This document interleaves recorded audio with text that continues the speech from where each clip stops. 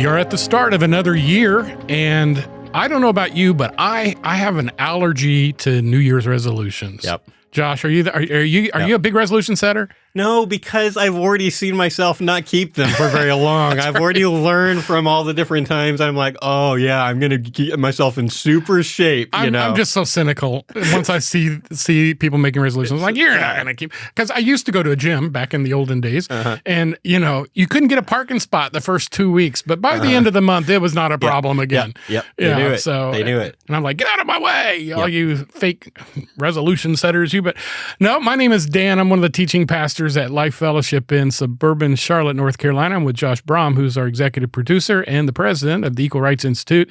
And this is Life Talks, and this is a new year. And by the way, Josh, we have just now finished 6 years of life. With this episode, we start year 7. Nice. Yeah, with this episode, because we started it in January 6 years ago. So, wow. So you know this is going to be a great year because 7 is such a holy number, oh, right? yeah, I forgot about that. This is going to be the best year of completion. It could be our last. No, I don't know. But let's hope not. Yeah, we had unexpected changes last year. We'll have some, hopefully, additions and positive changes in the year to come. But, as we start off a new year, one of the things I think all of us do is, to some level, we take account. We say, how do I want this year to be different? It's just a day of the year. It's one of 365. It's a fresh start. Yeah, but so's tomorrow.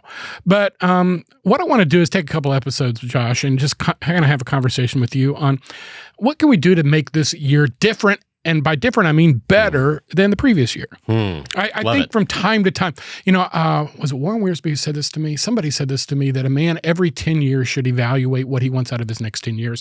And he said the perfect time to do that is when the birthday has a 0 on it. And it always stuck with me. So when I hit 50 and when I hit 60, because I was 40s when I heard this, what do I want out of the next decade? Yeah. I'm coming up, I'm a few years away from 70, but I'm assuming at some point my decades are running out. But so how do I want the last chapter or chapters of my book to look? Yeah. So, and those are made up of years, and the years are made up of months are made up of weeks are made up of days. And so we're going to talk about that in this episode and next episode. So love it. So we'll kick it off with this. The first thing I think is really important is we make a plan. Yeah. So are you a big planner? I live and die by calendars and plans, and are you that way? I need them to survive. My work life is very, very busy, and so I need my calendar to be functioning. I'm at my best when I'm really organized, and I've got my Todoist, which is the best app I think for putting like tasks and things into it, and I'm working those lists. So there are those days, but then there's a lot of days where I'm just kind of flying by the seat of my pants and just trying to do like, what are the most important 3 things today, or like kind of one of those kinds of ideas. And when you say that, I'm reminded, I think the majority of us, we live in the world of fly by the seat of your pants. Yeah.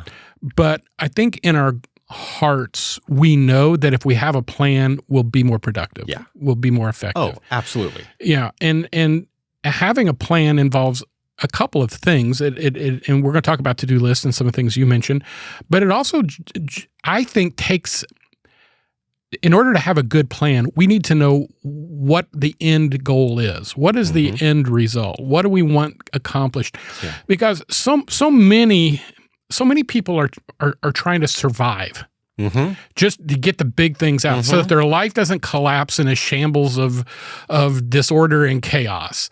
So we try to manage the chaos rather than to have a strategic plan to get us beyond chaos. Right, because it kind of feels a lot of times, I don't know if this is how you are, but this is definitely how my last few years have been, is it just kind of feels like I'm in a house that's on fire. Yeah. And I'm just trying to put the thing out, and it's just like, I can't think right now and theorize about how to like prevent fires in the future and all that. It's like, it's on fire. Like, how do we get out of like emergency mode and into a place where, okay, let's try to figure out some planning and some long-term, how do we avoid some of these things? Yeah. So my analogy, because I like the house burning down, my analogy is I'm on a roller coaster ride with no steering wheel and I'm in the front car.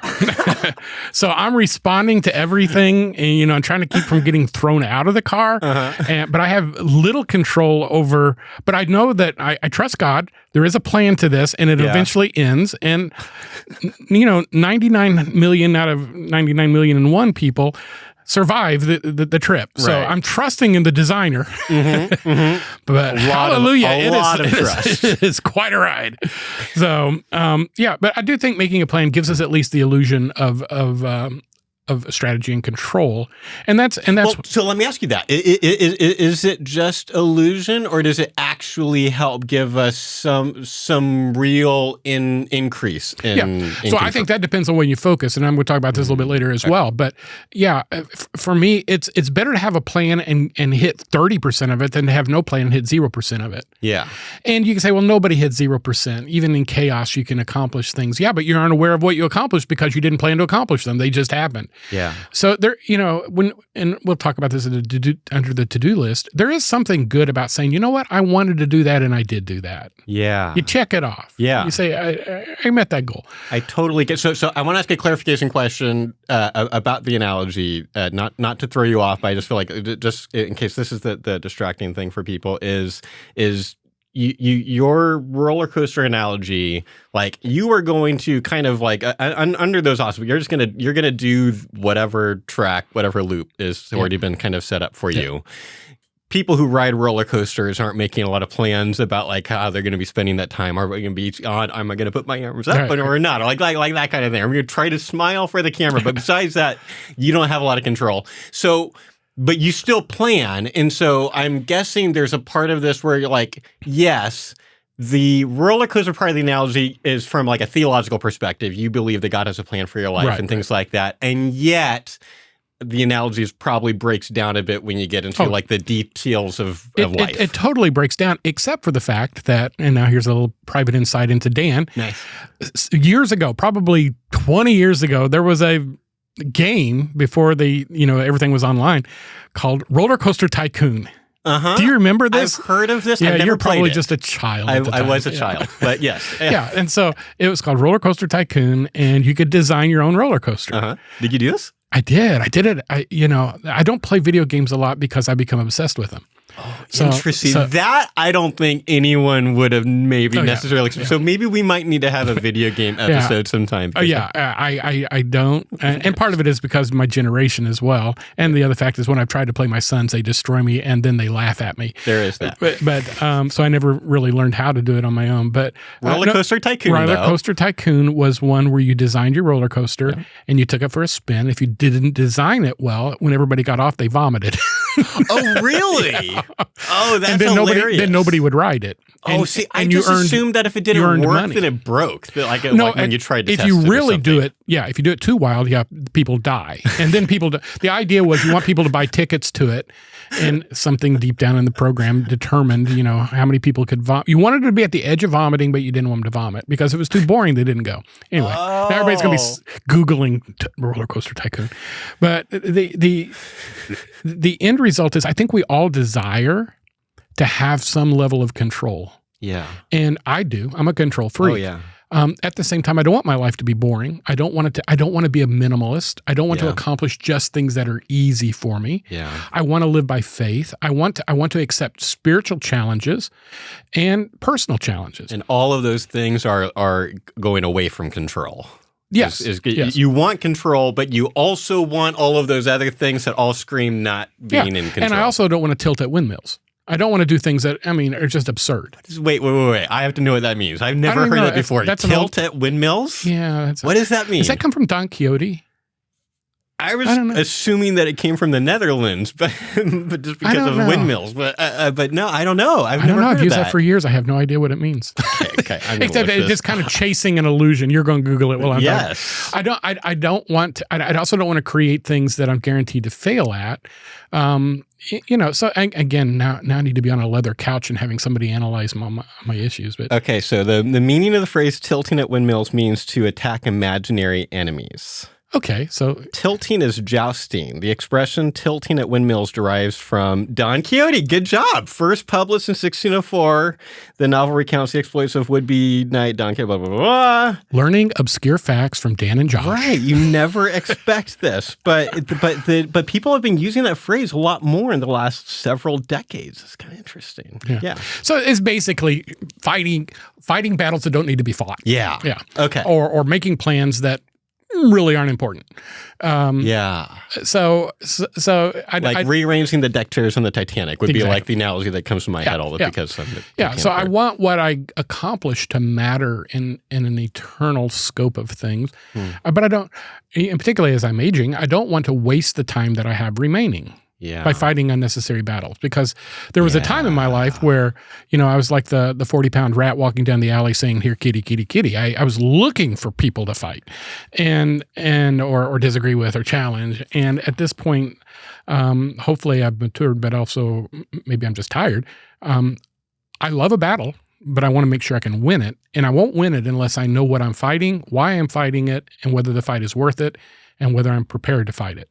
So I ask a whole lot more questions than I used to whenever I just kind of jump into an argument head first and just enjoy the trip. I mean, that screams wisdom, though. Right? Well, and hopefully wisdom does come with age, but also wisdom comes with stupid decisions. Yes, yes. So a lot of experience. Yes. Enough of those for sure. But here's I guess what I would want to say about this idea of making a plan. Yeah. You're not going to make a plan unless you pause. Yes. Plans made on the fly are generally not good plans. Yeah. So the best vacation I've ever had, my wife made for, I think it was our 25th or 30th wedding anniversary. She took me to Alaska. Oh, but nice. The best part of the gift was she planned every detail. She'd spent months researching it. She found the best. She did all of this stuff. And if you know my wife, she will over-research everything. So this must have been years of work on her part. But wanted to see Mount Denali. We wanted to do these different excursions. We were at Mount Denali a couple of years ago, by the way. My wife and I got to go. Amazing. Did you get to see it? Gorgeous. Yeah. Yeah. Because a lot of people will go several times. We went to the park. Some people, you go see it several times and you never see the top of it because the clouds are almost always over it. So. Oh, that's a good question. I'm not actually. Now I don't remember if we saw the top. We were there for 3 days and saw it 2 of the 3 days. Wow. And we also found an excursion that takes you to the center of the park, which is there's only one tour agency. Anyway, my wife did all those details, and because of that, we got to experience things that otherwise, if we had done it on the fly, say, "Hey, let's run up to Denali. Let's find a place to take us on a tour," we would not have done. Yeah. And I think when you're planning your year, taking a evening, taking a day. I think for highly motivated, busy professional people, taking 2 or 3 days, getting alone, disconnecting, and starting to ask what parts need to be in my plan, which brings me to number 2. And that is, I think when we're thinking about how to be more productive in the year to come, we need to set up categories. I don't think it's necessarily one plan fits all. Yeah. And so I divide my life into 5 categories. So I have my spiritual life. And this is where I ask myself, how do I want to be different spiritually in 1 year than I am today, in terms of my knowledge of God, in terms of my relationship with Him, self-examination. And I was recently challenged last year, which is part of my plan for this coming year. I was planned last year that a lot of us who are in ministry, a lot of us who are walking our faith, we get up to what this friend I was talking about, who's a pastor in Nairobi, he's a Nairobi or a Kenyan national, said level 5. He said there's like 8 levels of discipleship. And we get to level 5, and that always involves what we do rather than what we be. And you and I have had conversations privately on this. But he said, meditation, reflection, silence, some of these hard spiritual disciplines to accomplish are when we transform how we view God and learn how God views us. And mostly I keep at that, I got to read my Bible, I've got to pray, I've got to give, I've got to fast, and so it's a real easy checklist. But shutting up and listening for God, meditating on His attributes, things like that, particularly if we have a little touch of OCD or, addiction to adrenaline or whatever, are difficult for me to do. It's hard for me to pray, frankly, because I'll be 2/3 into a prayer and realize I'm no longer praying. I'm making a list. Right. And I constantly fight that. So the spiritual category is one. Secondly is financial. Number one reason why marriages get into conflict over a variety of issues is finances. Yep. They get into debt. They don't plan for their future. And I think particularly in light of our economy, that every young couple, every individual, every single person, every person my age, we need to have a financial plan. Yeah. For me, that part of that financial plan is how am I using the resources that God has given me in a way that glorifies Him? And I believe in the principle of first priorities. And so, it begins with my tithe. And then I look for ways where I can increase my tithe. This year, I probably, it's nobody's business, but, strategically, I've made plans to be able to give above the tithe. And that's a blessing to me whenever I realize that this isn't mine. At the same time, I'm nearing retirement. And I want to make sure that I can retire and still continue to minister and to invest and to enjoy my life the way God has given it to me. That takes a plan, and you got to work your plan. And part of that plan means sometimes you tell yourself no, sometimes you work extra, sometimes there are periods in your life when the kids are grown, when you can save more than you can when the kids are all going to college or getting married. Yeah. So you make those plans, but if you don't think about it, you're going to live paycheck to paycheck, mortgage payment to mortgage payment. Or in debt the entire time that accrues until you eventually collapse under the weight of it. And a lot of people say, well, I'm going to get an inheritance. Well, an inheritance ought not be spent on the way you lived, but on the way you hope to leave. And there's a big difference in that. And you also don't want to be so dependent on it that you're kind of like waiting around for your parents to die. It's kind of like that Supreme Court thing where everyone's kind of waiting for Supreme Court justices to die. It's that's awful. Yeah. And, in my situation, my wife and I's situation is we don't come from money. So we're not getting, 3 of our 4 parents are dead, but we're not getting money. Yeah. And so that ought to be something you consider, if you're on your own. And then the Bible says that a wise man leaves his children and his children's children an inheritance.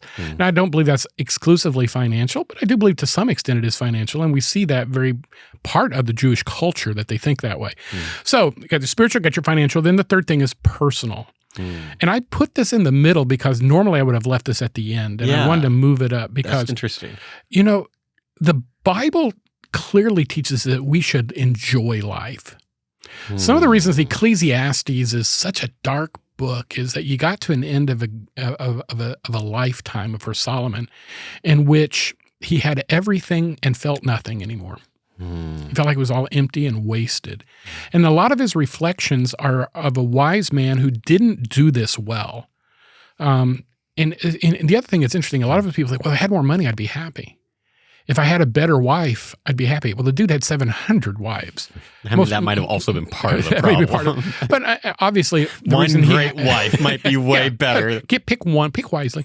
But a lot of his wives were for power, for political power. Yeah. And so he was influential. He was successful. He was all of these things. And yet, at the end of the day, he said, it's all just smoke and mirrors. It's all vanity and emptiness. So what do you want to do? What do you want to enjoy? John MacArthur said to me this one time, he said, Dan, if you're not enjoying your ministry, if you don't have joy in what you do, then stop it and ask yourself why and fix it. He said, because ministry is hard. Yeah. And you can be happy in hardness. Yes. But if it's hard and you hate it or you resent it, then there's something broken and you need to fix it, because he said, take my yoke upon you. My burden is easy and light. And it's usually us God's not making demands of us that we have to, that require us to destroy ourselves in order to accomplish His plan, except in very narrow situations that involve martyrdom. Yeah. But there ought to be a joy in self-sacrifice. There ought to be a joy. And the Lord, the Lord went to weddings. The Lord took naps. Yeah, drank wine. He drank wine. These things, the Lord enjoyed parts of His life, even though He came literally to die, to be murdered. Well, I was just telling you before we started recording, I'm reading this new book on rest by John Mark Comer, who is a pastor, and I clearly need to read this book a lot. But a lot of it is really based. The core verse being, come to me, you who are weary and broken, my yoke is light, and kind of talking through how Jesus's kind of rhythm of life was just not the way that like ours looks like. It was a much slower, and he took time with people. The fact that people never felt hurried by him. Yeah. It was an amazing example I kind of threw out. It's just like, he's on his way to save someone's life. My daughter is super sick and everything.